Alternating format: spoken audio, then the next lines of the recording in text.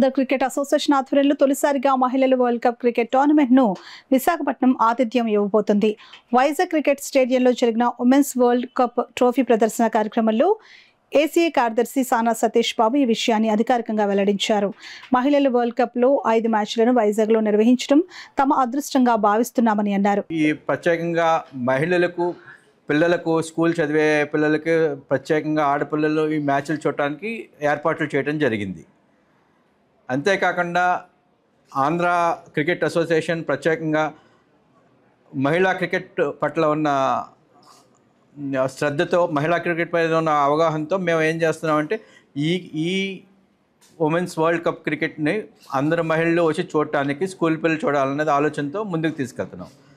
అదే కాకుండా India team last week ఇక్కడే ఉంది. వైజాగ్లో ఒక బియాండ్ ద బౌండరీస్ అని మా మంత్రి గారు నారా లోకేష్ గారు ఒక కార్యక్రమం నిర్వహించడం జరిగారు.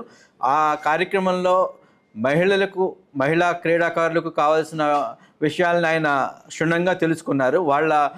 వాళ్ళ దగ్గర నుంచి క్రీడాకారులకి ఏం కావాలి అన్న ఉద్దేశంతో తెలుసుకుని అవన్నీ ఒక ప్రత్యేక ప్రణాళిక చేసి, ఒక ఆంధ్ర గవర్నమెంట్ మహిళలకు, మహిళా క్రీడాకారులకు, యువ క్రీడాకారులకి ఒక ప్రత్యేక పథకాలు ఏర్పాటు చేయడం జరుగుతుందని చెప్పారు. ఒక 10 సంవత్సరాల ప్లాన్తో ఇది ముందుకు తీసుకెళ్ళడం జరుగుతుంది.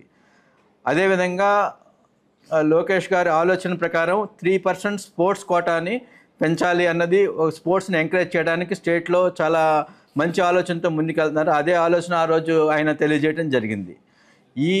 ఈ వరల్డ్ కప్ నిమిత్తం మళ్ళీ రాష్ట్రంలో ఉన్న మా మంత్రి గారు లోకేష్ గారిని అందరినీ ఇన్వైట్ చేయడం జరిగింది.